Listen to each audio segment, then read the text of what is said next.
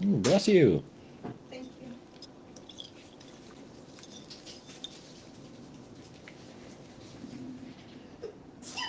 you. Bless you. Thank And you. bless you for joining us for another drink and a wink.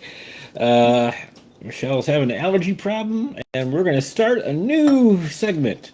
Chocolate Before cooking with seasoning.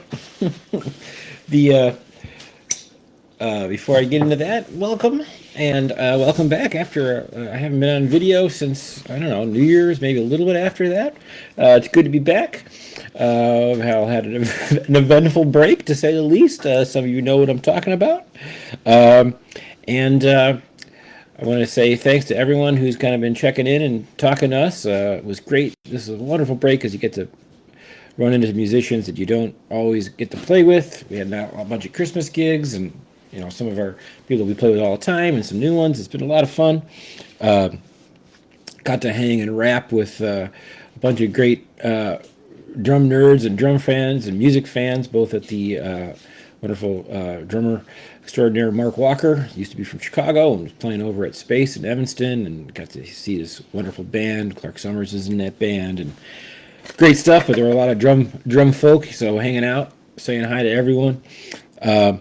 And then we got to I played with Jeannie Tanner at the Hey Nani Women's Jazz Fest on Thursday night, and I know a lot of my friends and excellent bands were playing throughout that week. So it was good to see. It's always good to see everyone else, both musicians and some of our the different people that I work with, their fans, for lack of a better term, out and saying. So I like to say hey and say hey in person, and many of them are Drink and Wink members.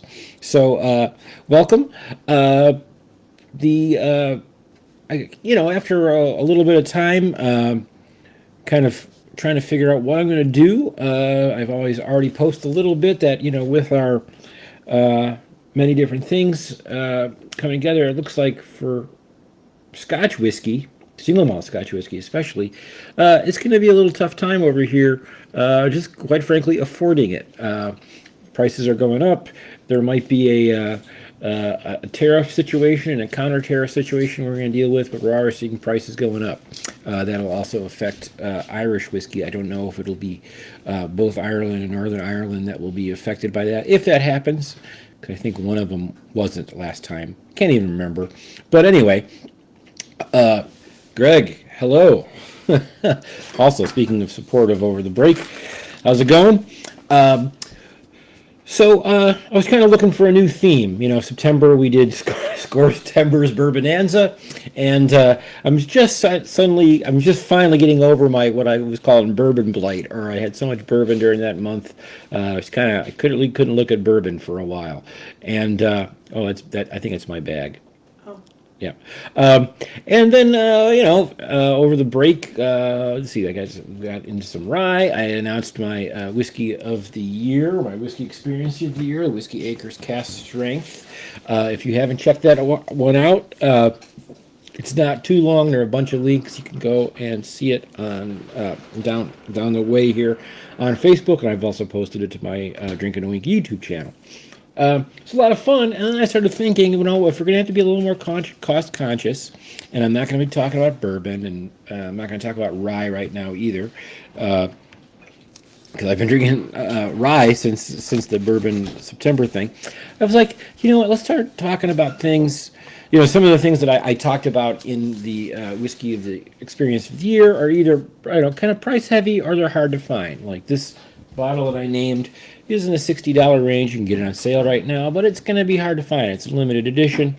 The Lagavulin rum cask finish with the Nick Offerman edition, which I also kind of made as an honorable mention, is also going to be a little bit, cost prohibitive, and the price is already going up. So I was like, you know what?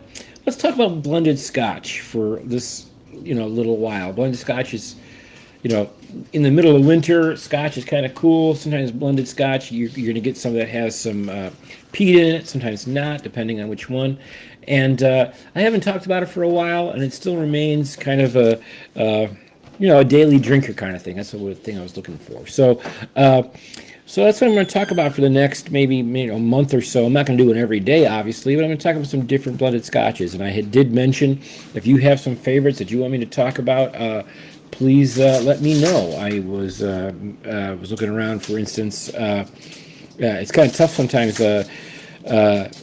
Even our big liquor stores won't have things up on the website, all of that. So I was looking for that. I mentioned that Cutty Sark Prohibition. I hate Cutty Sark regular, but the Prohibition edition is actually a real surprise. It might be my best value, and I did actually find it. It's still in some stores. So anyway, without further ado, we're going to launch a new program.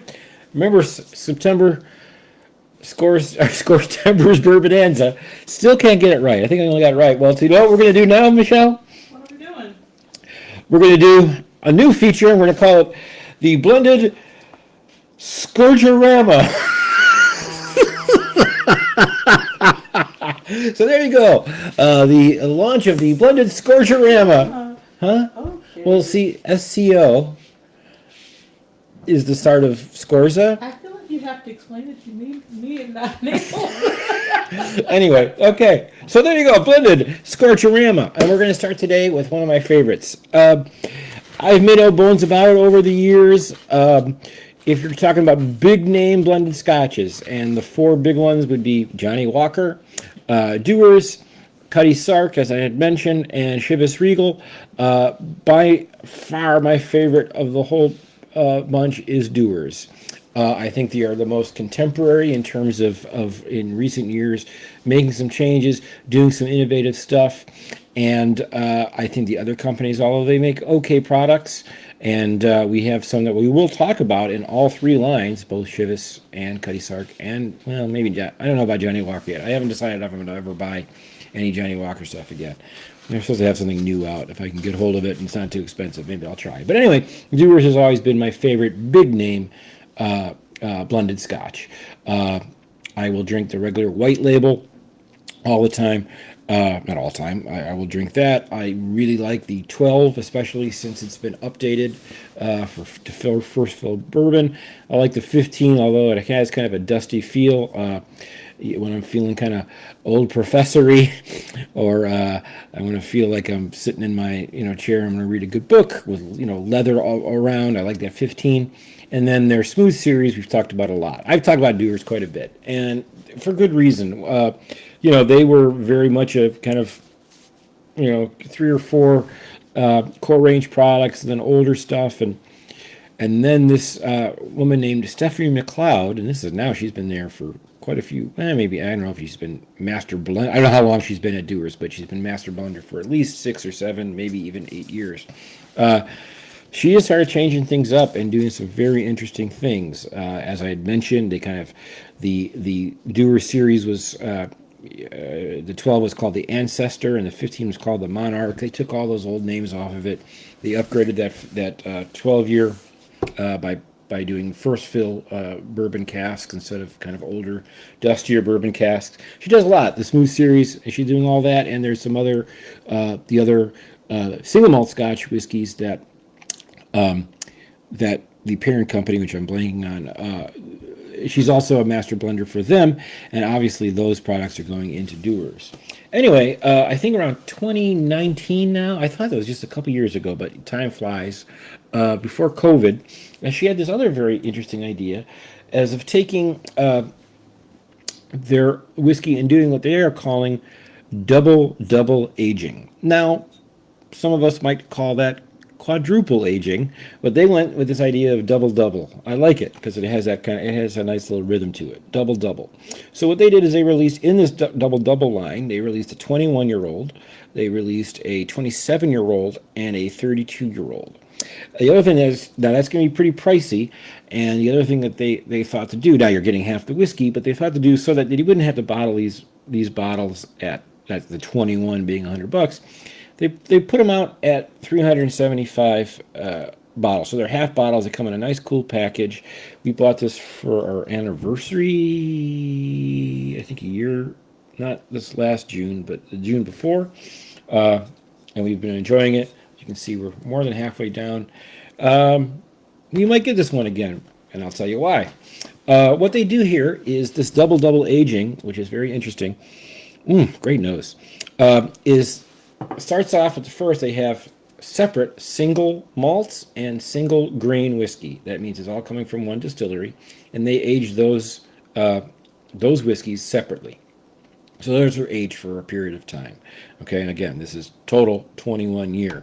So then they do that, and then those single malts and single grains are then put together to marry. So that's step two, or did I already skip one? Okay. Well, they're aged separately and they're aged together, and those are aged for a while. I'm missing a step here. Sorry. I don't know what I'm doing. Wait. They age those separately. Then they blend them, and then they blend them. Whatever, doesn't matter. Anyway, in some process, I use that term single. They are using a single malt, and then they're using a single grain, which means it has to all come from distillery. It does not necessarily mean that they have to be the same distillery. Okay, so they mix that together, and then finally, when this is all married together, and they mix all this together, what happens is then they finally age it in some Oloroso sherry cask, and that's what really sets us apart. Along with being 21 years in a multitude of casks, we're seeing here that it's really picked up a nice color.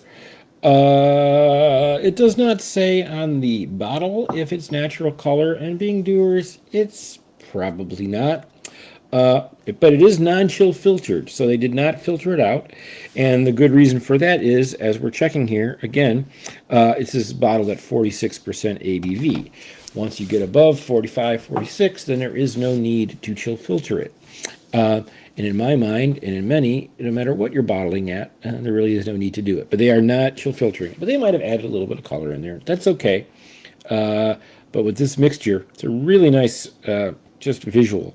Very, dark, but it still looks somewhat, I don't want to say natural, but you could get whiskey from that without adding any color. I'm not going to worry about that. On the nose, I get the Dewars oak that I'm so familiar with and like, oakiness from the casks. There's a little bit of a mustiness, not a lot of smoke, but it's there. A little bit of, let me take a big sniff. Oh, waxy, a little bit of waxiness, a little bit of kind of ferns and evergreen, and then the very end of that nose, getting some caramel, vanilla, and then whatever the finishing in sherry is doing. On a taste.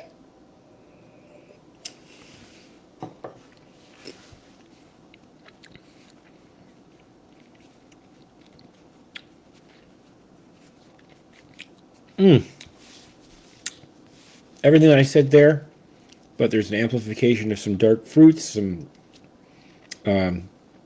fig and prune, a little bit of a definitely a chocolate note in there, which you're going to get from sherry.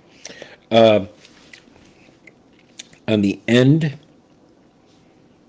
getting a little hint of smoke and a little bit of leather, but it's not, I would say it's almost less peaty than even just regular Dewars. There's a hint of some peated whiskey in Dewars White Label, and this, as typical when something is finished in Oloroso sherry casks, that peatiness is kind of gone. The end is very indicative of a sherry finish, fruity. It doesn't go sour.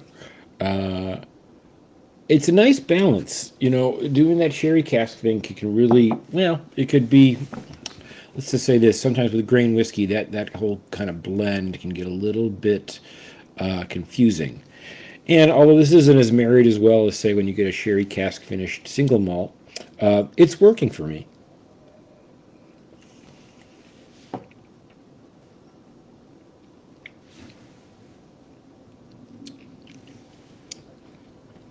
That second taste, a little bit of that. None of that, though. A little bit of this. So we just went shopping, so we got stuff, and luckily, none of this. There's no soap in there. It's really enjoyable. This reminds me a little bit of the Glenmorangie Quinta Ruban, although this has a little bit more bite to it, and quite frankly, it does a little more. Whereas that, the Quinta Ruban is a real, I hate to say it, not smooth, but it's all about this port finish. This has that kind of same nature. I really enjoy this. It's a little weird that I'm talking about affordability and I'm talking about a $60 bottle of half bottle of whiskey. However, the idea that this is, or knowing that this was 21 years old, 46%, no chill filtering, and they're doing something with this that's very interesting. On the end, it does have that little bit like, I don't want to say the sweetness of s'mores or the sweetness of marshmallows, but that little flavor when you're doing s'mores and you're out in the grill, you're grilling a marshmallow and you get that. What the heck? When did this turn on?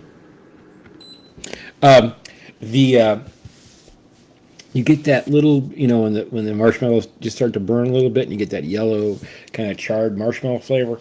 That little bit is on there, and that's also something that's very indicative of Oloroso sherry cask finishing. It's all there.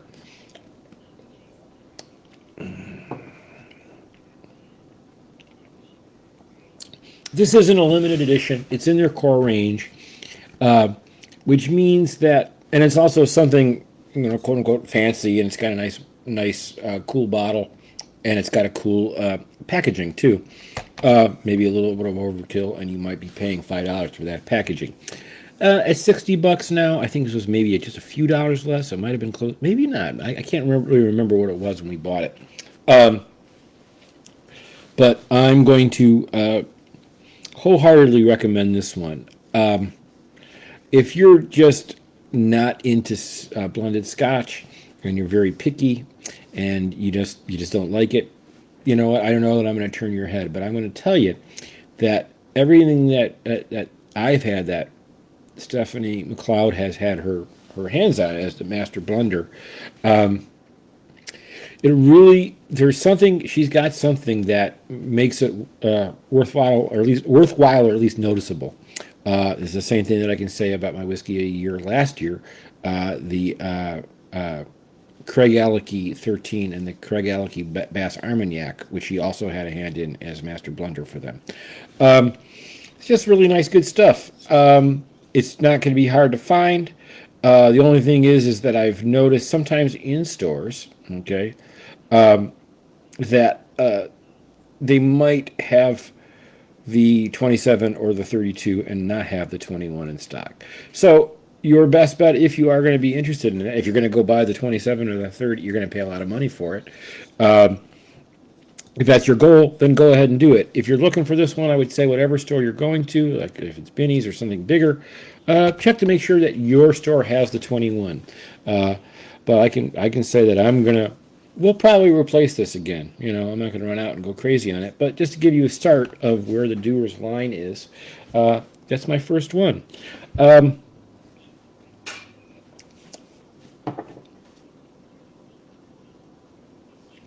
It's really cool. Sometimes it's really interesting, and this is why I just, because of again, Scotch whiskey, they can't do anything until the aging. I mean, the only really variance that you're going to have is a yeast strain. Other than that, when you're talking about that, single malt, it's just malted barley. Here we have more options because we're using grains and maybe unmalted grains and all different sorts of things.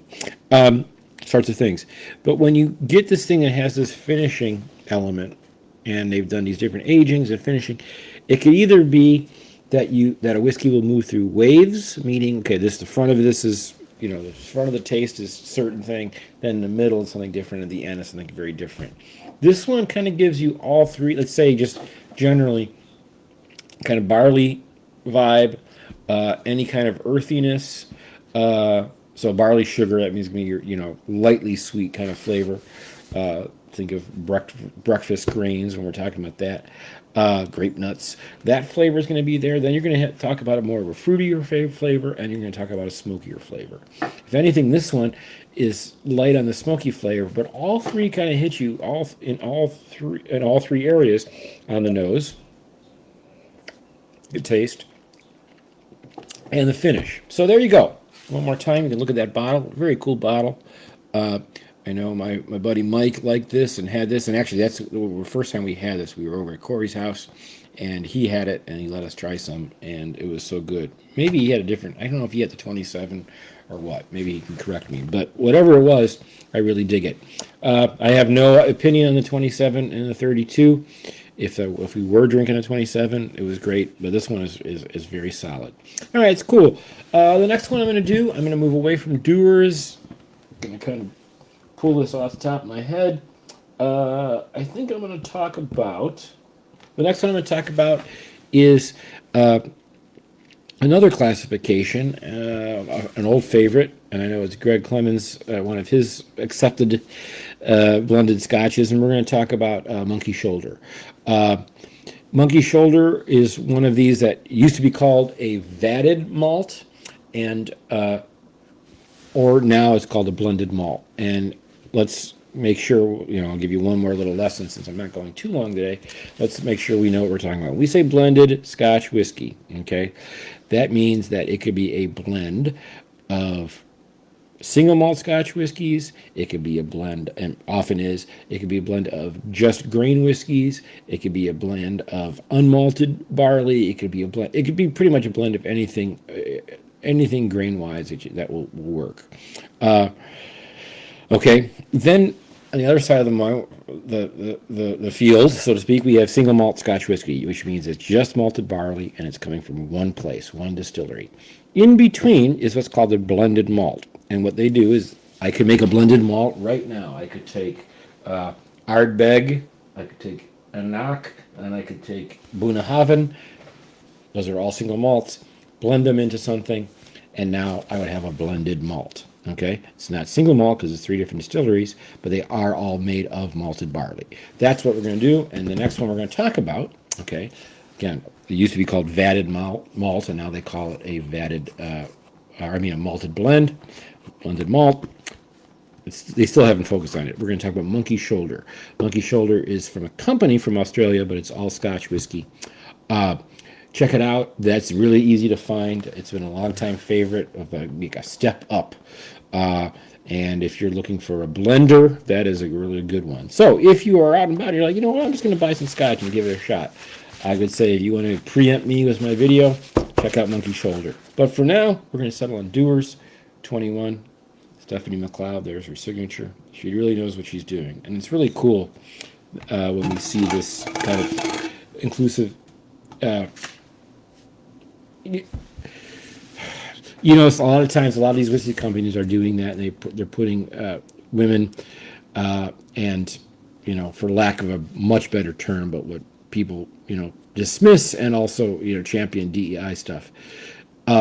What's really great is when a company does that, not because they're trying to cover their bases or do something like that, but they do it because the person knows what they're doing. And she obviously does, because everything she puts out is winning awards, and more importantly, every time I get it, it reaches its intended, it gets the impact of what it was intended for. All right, so there you go. You can look up Stephanie McLeod. I might put a link down there. Very cool. And that's all I got. I don't even have anything funny. Just one more time, folks. Thanks for kind of, some of you, who you are. We went through I can say a tough time, because people are having a much tougher time. Some of my friends and musical associates out in LA and that area are having much bigger issues, but it's always nice to be good. Little tip, life tip, because I've seen some of these things. When you're listening to somebody and you're trying to be empathetic, don't tell the person, that's why I did this. That's one tip. Or, as I said, I wrote today that, well, it could be worse. That doesn't help anyone. Finally, there is no I in empathy. Ooh, that was kind of deep. Wait, there's no I in empathy, right? There's an I in empathize, but I don't think there's an I